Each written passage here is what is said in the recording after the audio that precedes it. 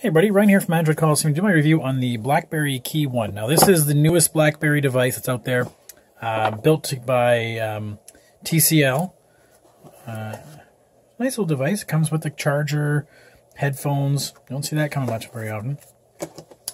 It also, for me, it came with this little Toomey case, and well, just because I hate it so much, I'm going to have to get it out of this case.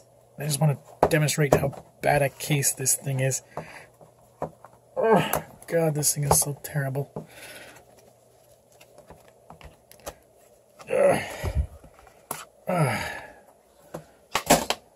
Okay.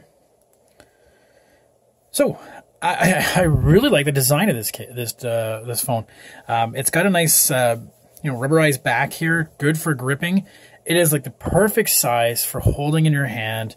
The camera doesn't seem out of place. The button's nicely there. It's got this weird convenience button, which I haven't decided what I would use it for. It's nice that you get to pick what it is used for. It's got a keyboard.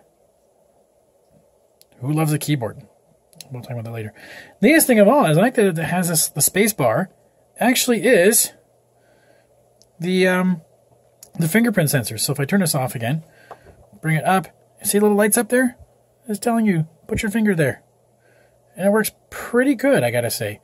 Now, let's talk about the keyboard. So, first up, if I go, let's go and bring up something that go and type a message into here. So, it's similar to what you've probably seen before in other BlackBerry keyboards. This is a BlackBerry keyboard. I'm not very fast typing with the keyboards. It takes me a lot longer than it would be to swipe. I could bring down this button here and then turn on the virtual keyboard.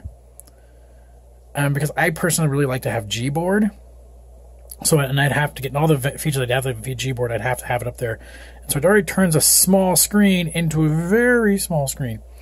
So you'd have to turn that off. Right?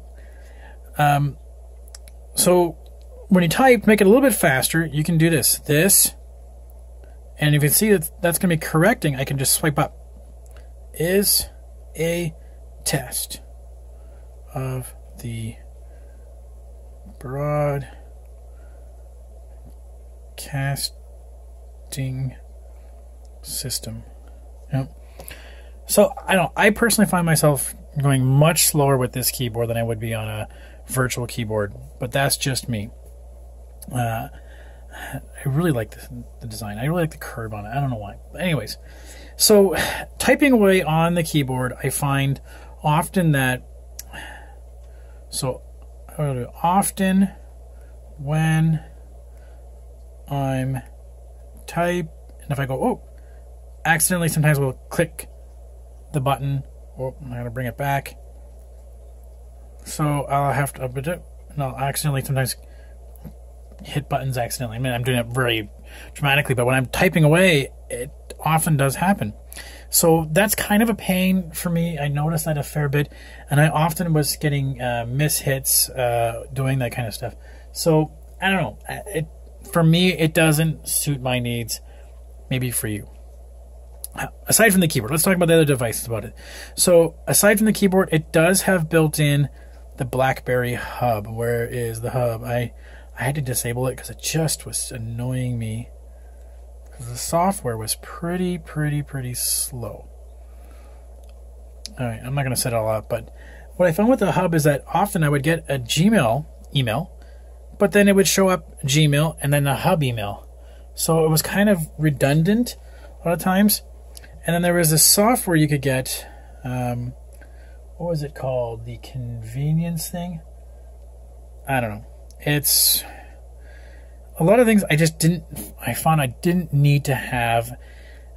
And to be honest with you, I often found this to be very slow. It's doing okay now.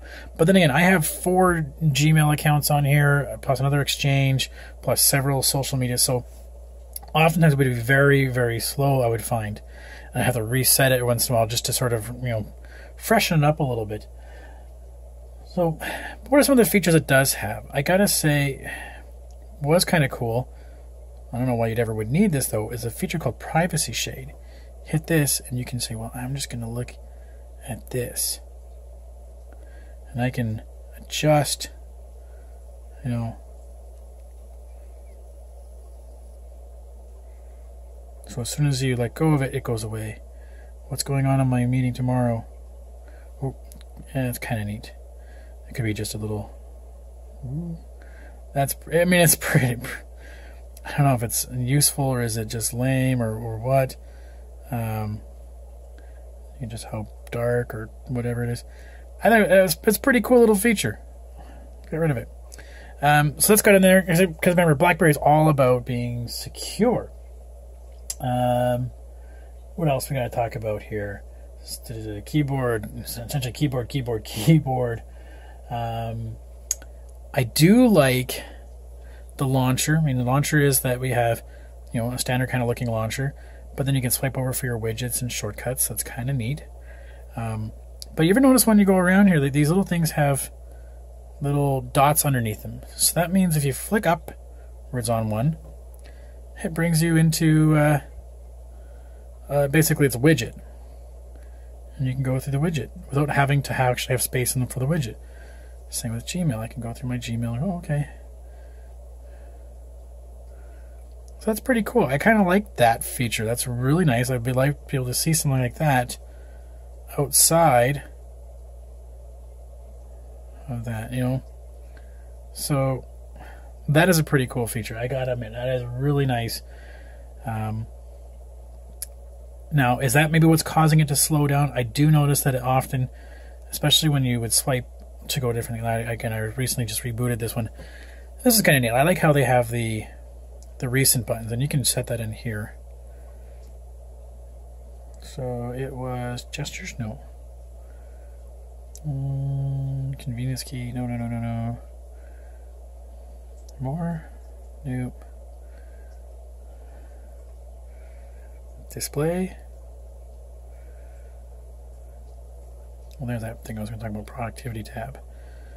I can't seem to find it now. Gestures. No, I already did that one, didn't I?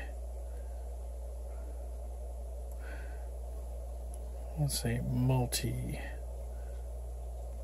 or recent. Recents? There we go. Display. Recents is, you can see between Rolodex, which is kind of what we're used to.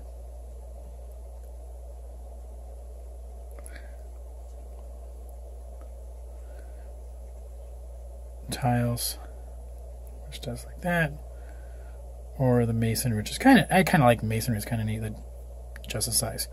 The other feature I brought up is the productivity tab. You swipe out from here, and you have your calendar, you have your hub email stuff, or contact list to go through. So you have a neat little thing, kind of similar to an Edge display kind of thing, like the S8 would have. What else? I mean, overall, it's not a bad device.